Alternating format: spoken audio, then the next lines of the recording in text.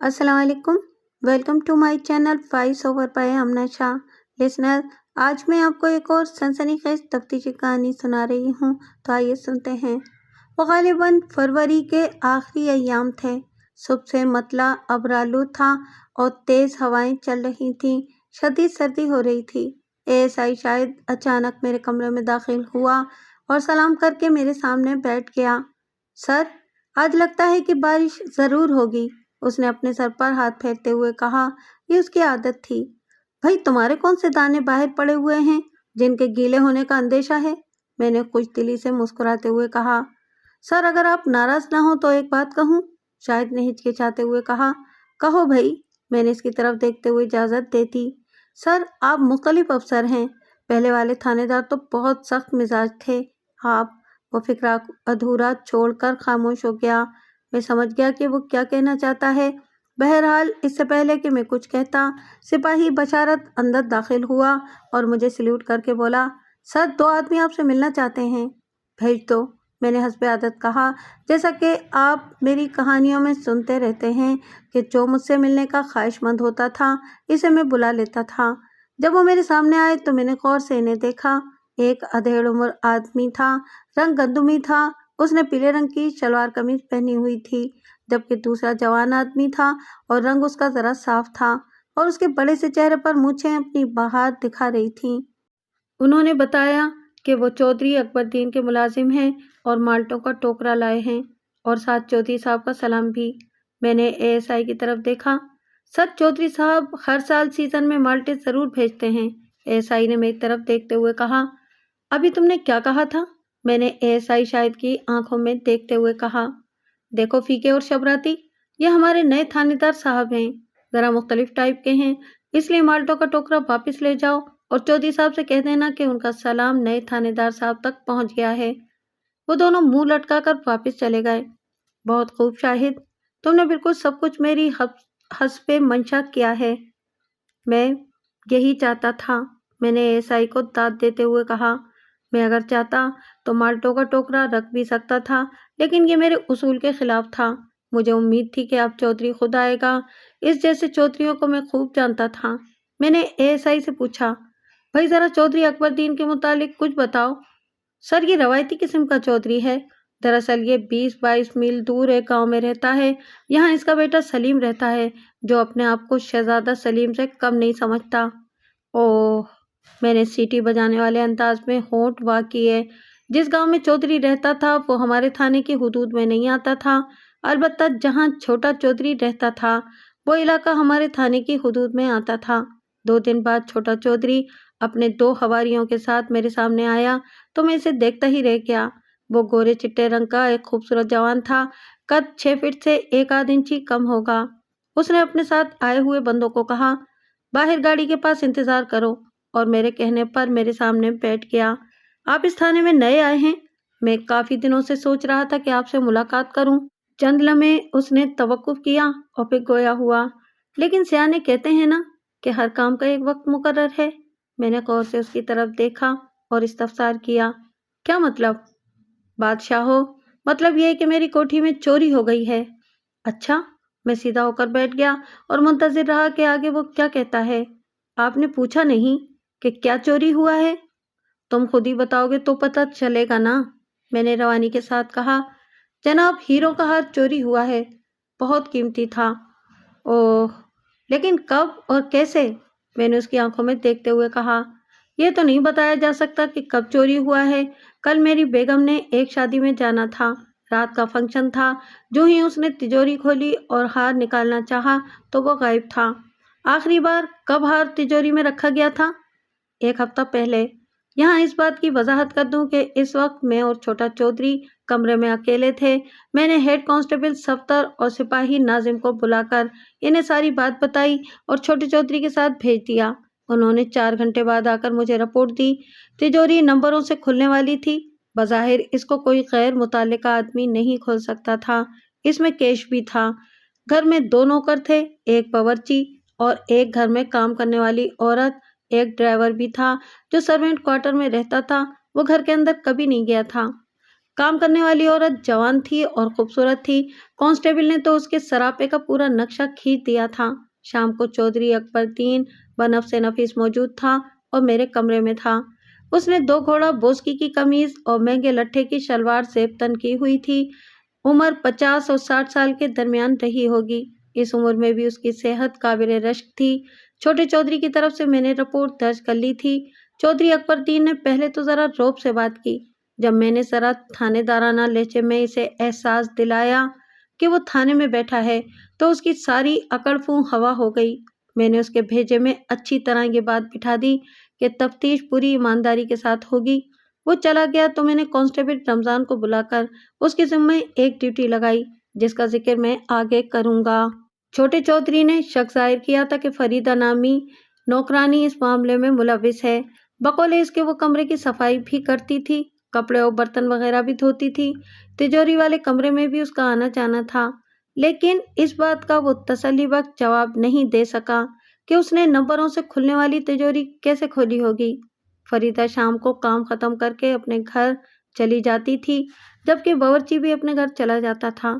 फरीदा को थाने बुलाने या उसके घर जाकर मुलाकात करने के मुतालिक मैंने अभी फैसला नहीं किया था। कांस्टेबल रमजान ने अगले दिन मुझे रिपोर्ट दी। ये रिपोर्ट चौधरी अकबरुद्दीन और उसके बेटे के मुतालिक थी। आगे बढ़ने से पहले इसका खुलासा मैं आपकी खिदमत में पेश करता हूँ। जैसा कि मैं पहले बता चुका हूँ कि चौधरी अकबरुद्दीन रवायती चौधरी था। उसका एक ही बेटा था, सलीम। इसके अलावा एक बेटी जोहरा थी, जो अभी कंवारी थी। सलीम का शहर में आड़त का कारोबार था। वो शहजादा बना हुआ था। दौलत की फरावानी ने इसे खुदसर बना दिया था। जो चीज हासिल करना चाहता उसे हासिल करके रहता था। इस शहर में वाक़ई बाजार हुस्न की एक शहजादी उसे पसंद आ गई और उसने उसे कीमत देकर हासिल कर लिया। बड़ा चौधरी उसकी शादी में खुद शरीक हुआ था। वो दिल से राजी था या नहीं, इसके मुतालिक अभी कुछ कहना कबल वक्त है। ये सब तो तफ्तीश को गहराई में ले जाने से ही मालूम किया जा सकता था। सलीम की बीवी को शहजादी इसलिए लिखा है कि उसका नाम ही शहजादी था।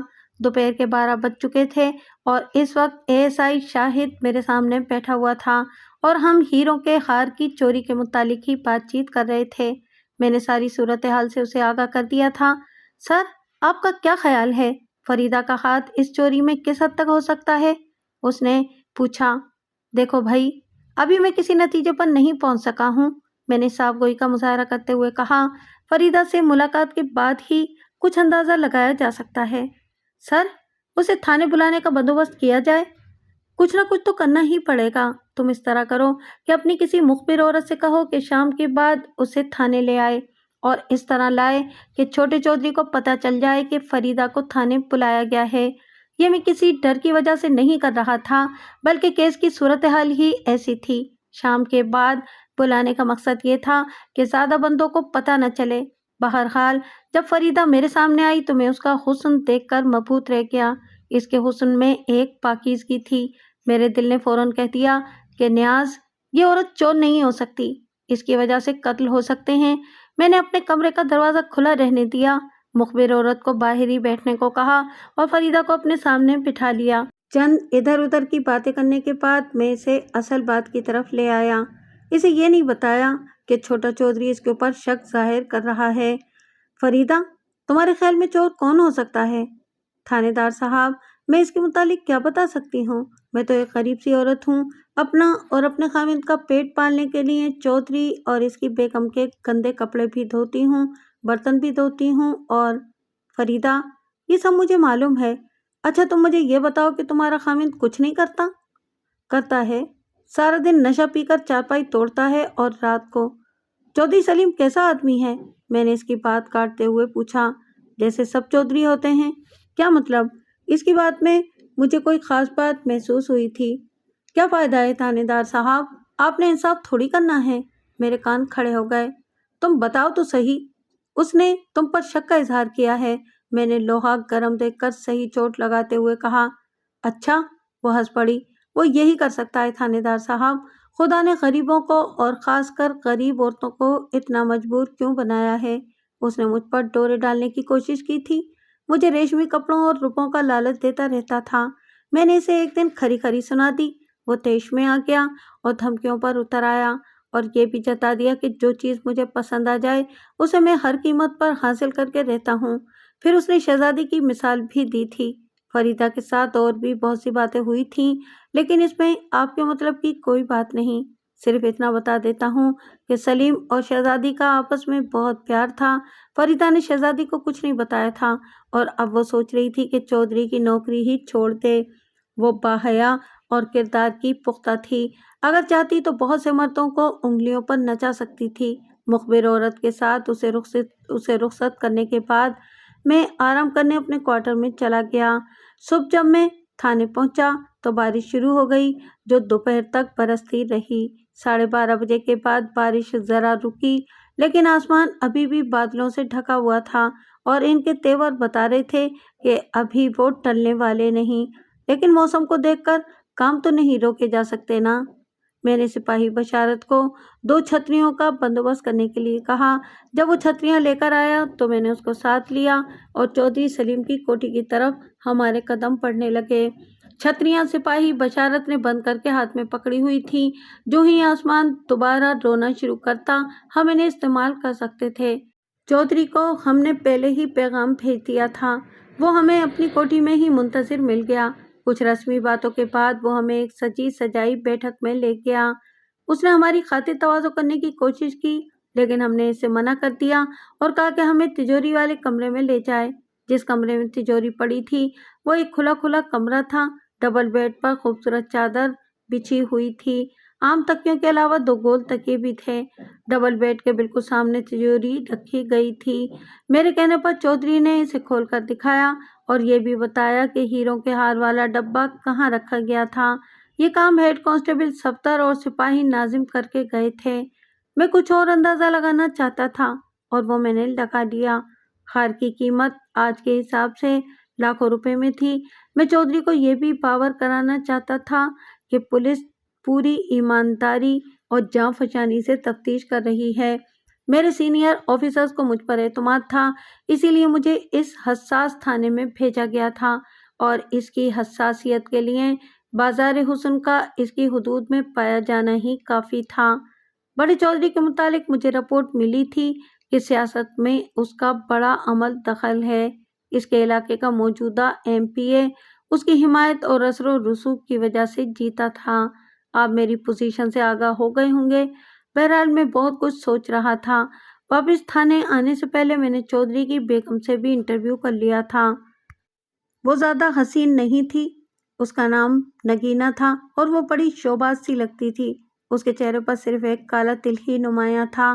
اس سے جو معلومات حاصل ہوئیں ان کا ذکر کرنا ابھی مناسب نہیں۔ اس دن اس کیس کے سلسلے میں مزید کوئی پیش رفت نہیں ہوئی، البتہ تھانے کے باقی سلاسل چلتے رہے۔ چودھری سلیم اپنی فطرت سے مجبور تھا۔ وہ اپنی محبوبہ کو بیاہ تو لایا تھا، لیکن پھر بھی فریدہ پر رال ٹپکا رہا تھا۔ یہ بات بھی تھی کہ فریدہ نگینا سے زیادہ خوبصورت تھی اور اس میں ایک سادگی تھی، شوبازی نہیں تھی۔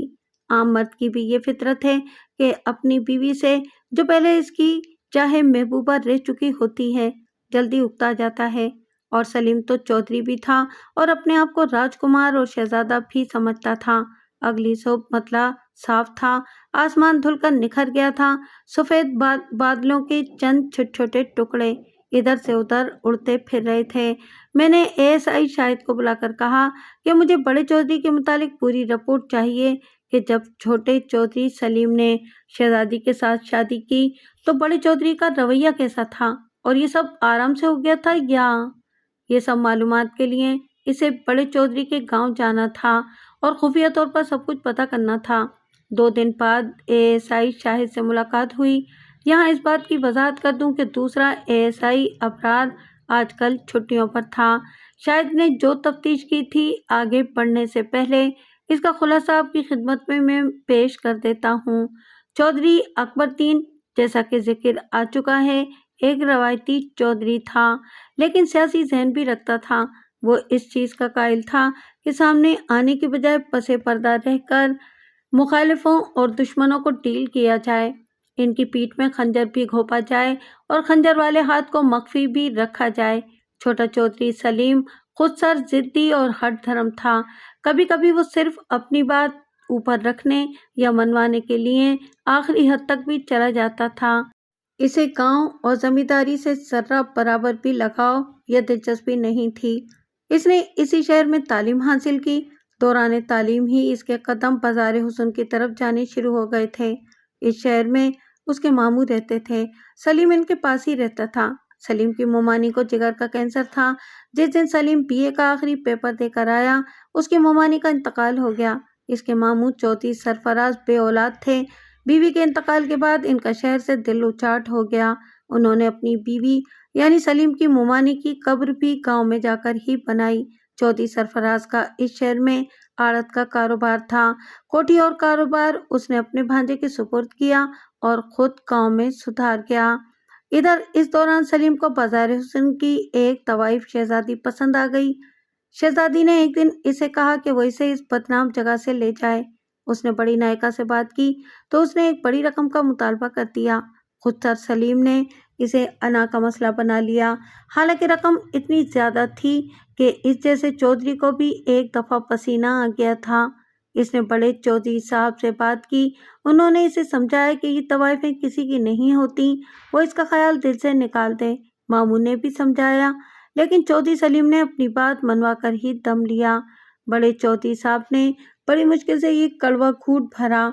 चौधरी सलीम के एक करीबी दोस्त ने यहाँ तक बताया कि सलीम के अंदर अंधी मोहब्बत के जरासीम नहीं हैं, सिर्फ अपनी बात मनवाने के लिए सब कुछ करता था। खैर, मुझे इससे कोई गर्ज नहीं थी कि उसके दिल में क्या था। अभी तक मुझ तक चोरी की जो वारदात पहुंची थी, मैंने इसे हल करना था और चोर को पकड़ना था। चोरी और डकैती की वारदात की तफ्तीश कत्ल की वारदात से ज्यादा मुश्किल होती है, क्योंकि कत्ल की कोई ना कोई वजह होती है, लेकिन चोरी और डाका सिर्फ चोरी और डाका ही होता है। अलबत्ता बाज़ औक़ात ये एक मुख्तलिफ वारदात होती है और इसकी वजह भी होती है। एएसआई शाहिद ये सारी बातें और मालूमात मेरे गोश गुजार करके जा चुका था और मेरे जहन के बाज घोड़े मैं दौड़ा रहा था। ये बात मैं बता दूं कि सलीम की माँ फौत हो चुकी थी। बड़ा चौधरी कभी कभार शहर आता था, जबकि सलीम की बहन जोरा आती रहती थी। इस वक्त शाम होने वाली थी जब मुझे इतला दी गई कि बड़ा चौधरी आया है और मुझसे मिलना चाहता है। मैंने इसे अपने पास बुला लिया। जब वो मेरे सामने बैठ चुका तो मैंने बगौर उसके चेहरे का जायजा लिया। वो मुस्तरिब लगता था, जैसे कोई बात कहना तो चाहता होगा, लेकिन मुनासिब अल्फाज के चुनाव में दिक्कत महसूस कर रहा था।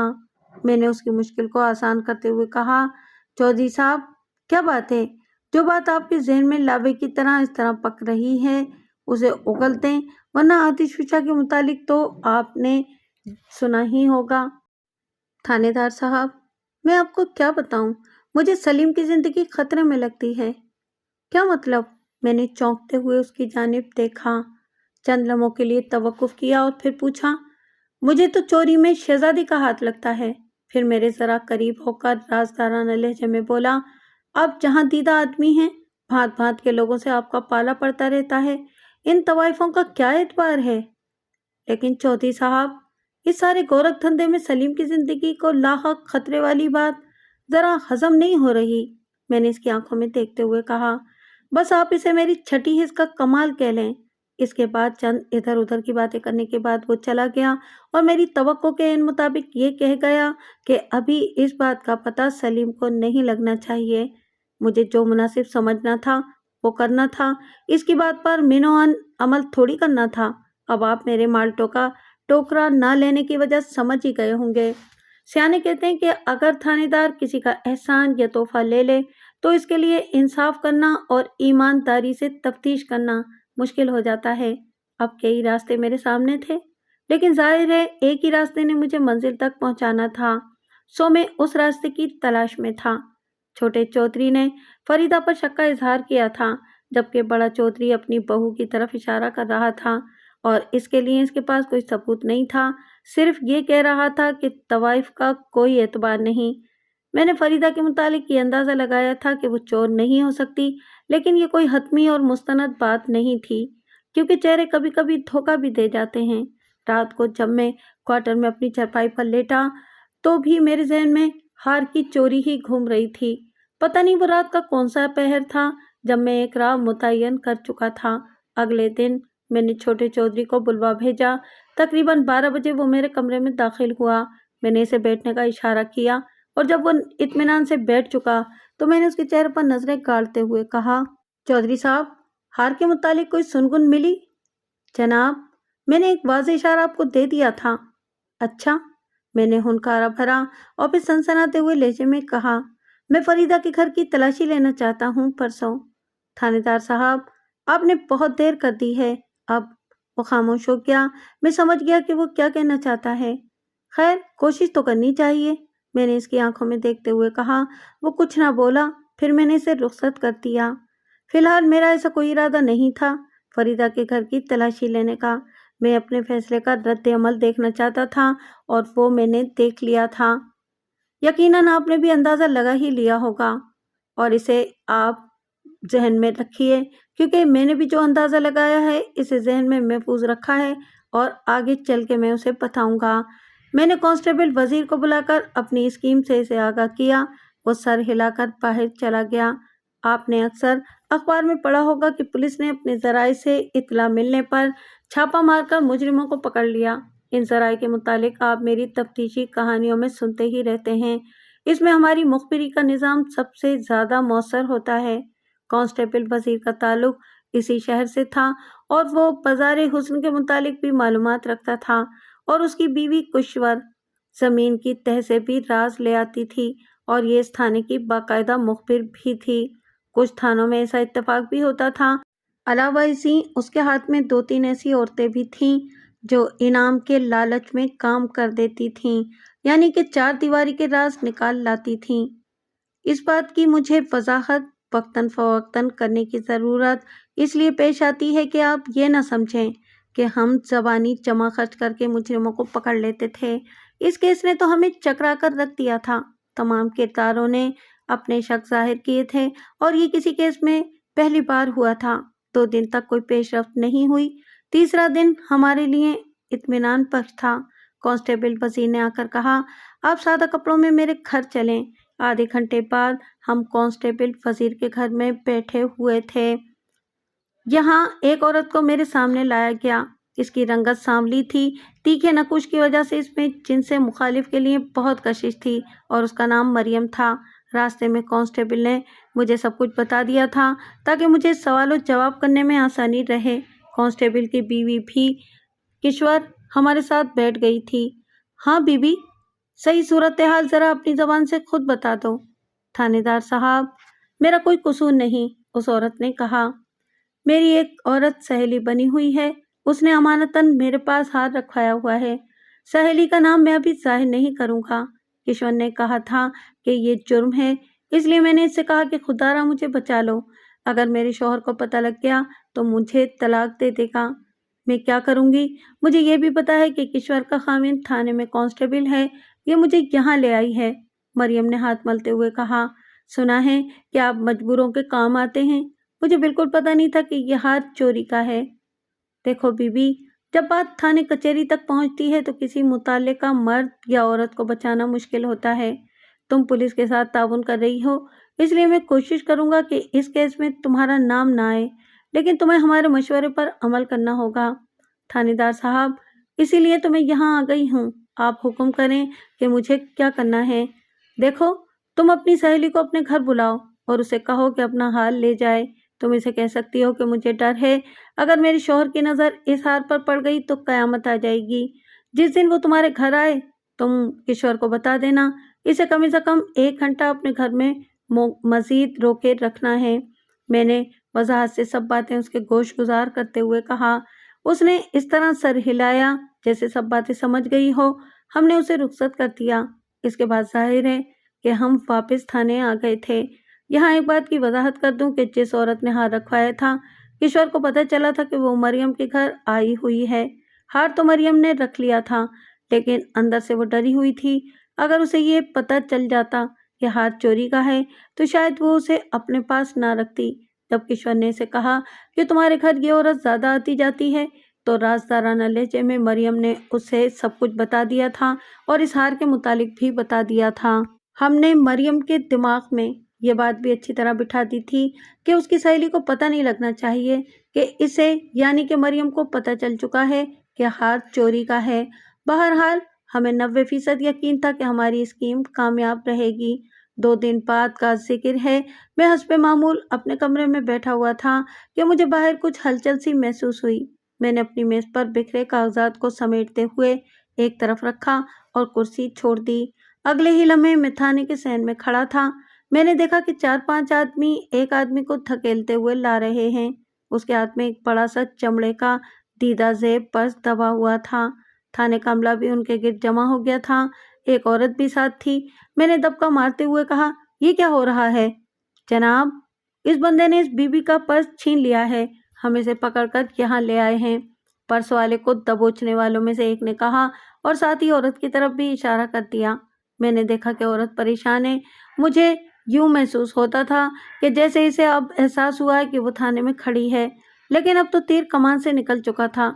नफ्सियाती नुक्ता निगाह से उसने थाने में तो आना ही था, चाहे इसे ये पता भी हो कि थाने में चोरी की रिपोर्ट दर्ज है। मैंने इन्हें हुक्म दिया कि चोर और औरत को लेकर सिर्फ 2 आदमी मेरे कमरे में आए और बाकी बाहर ही ठहरें। मैंने औरत को बैठने का इशारा किया और पर्स लेकर इसको खोला तो इसके अंदर से एक खूबसूरत हीरों का हार बरामद हुआ। मैं पहली बार इस हार को देख रहा था जिसके लिए इतना हंगामा बर्पा हुआ था। वो वाकई बहुत ही खूबसूरत था। मैं जौहरी तो नहीं था, लेकिन मेरी तजुर्बेकार आंखें कह रही थीं कि इसकी मालियत लाखों में होगी आजकल के हिसाब से।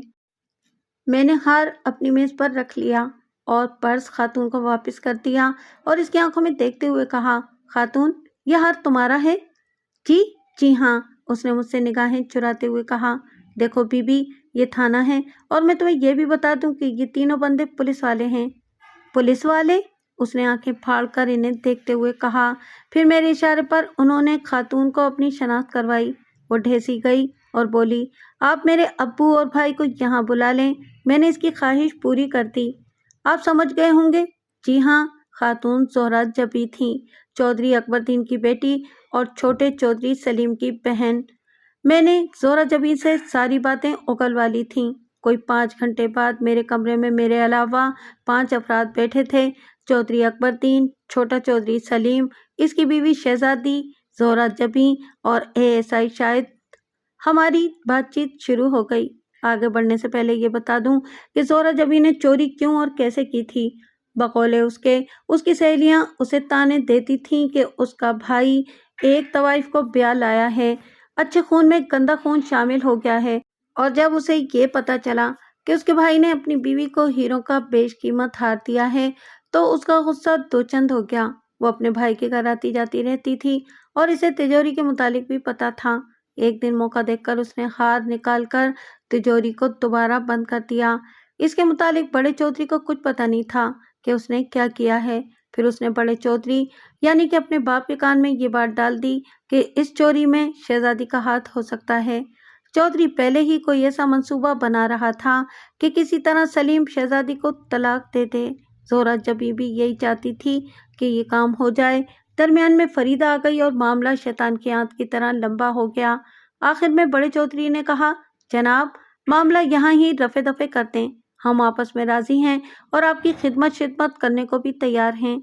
चौधरी साहब, सब काम कानून के मुताबिक होंगे, इसके लिए किसी खिदमत की ज़रूरत नहीं है। इसके बाद मैंने मुहर्रिर को बुलाकर कागजात तैयार करवाए तो गवाह भी बुलवाए गए। सब काम हो गया और वो रुखसत हो गया। इस दौरान ये बात भी ज़ेरे बहस आई थी कि फरीदा को क्यों इस मामले में घसीटा गया था। ये ज़रूरी था ताकि बाद में कोई बात ना हो। अब मैं वो बात आपको बता दूं जिसके लिए मैंने ये कहानी आपको सुनाई है। गालिबन 3 दिन बाद की बात है कि मुझे इतला दी गई कि एक बुर्का पोश औरत आपसे मिलना चाहती है। जब मैंने इस बुर्का पोश औरत को अपने कमरे में बुलवाया और उसने बैठने के बाद बुर्के का नकाब उठाया तो मैं भौंचक्का रह गया। वो शहजादी थी। उसने कपड़े के छोटे थैले को मेरी मेज पर रखते हुए कहा, मुझे गिरफ्तार कर लें थानेदार साहब। मैंने अपने शौहर को कत्ल कर दिया है और उसकी लाश कोठी में पड़ी है। तवाइफ को सब बुरा कहते हैं। तवाइफ भी एक औरत होती है, उसके सीने में भी दिल होता है। वो भी किसी से टूटकर मोहब्बत और नफरत कर सकती है। मैंने सलीम से टूटकर मोहब्बत की और उसके घर आ गई। मैंने कोई लालच नहीं किया। इससे पैसे میری ماں نے وصول کیے۔ ہیروں کا ہار اس نے اپنی خوشی سے مجھے دیا، لیکن مجھے نہیں پتا تھا کہ وہ اندر سے عام مردوں کی طرح ہے۔ اس نے مجھے دھوکہ دیا۔ وہ تو کہتا تھا کہ میری زندگی میں آنے والی تم پہلی اور آخری عورت ہو، لیکن اس نے فریدہ پر ڈورے ڈالے، اور وہ عورت بڑی ہی پاک باز تھانے دار صاحب۔ سلیم نے جب دیکھا کہ اس کی دال نہیں گل رہی تو اس نے فریدہ کو ذلیل کرنے کے لیے اور توڑنے کے لیے چوری والے معاملے میں اسے ملوث کرنے کی کوشش کی۔ میں نے اس کا بھی انتقام لے لیا ہے، ہر مظلوم عورت کا انتقام لے لیا ہے، ہا ہا ہا۔ اس کے بعد وہ کہے لگانے لگی، شاید پاگل ہو گئی تھی۔ آخر میں یہ بات بھی بتا دوں کہ کپڑے کے تھیلے میں ریوالور تھا جو خود سلیم کا ہی تھا۔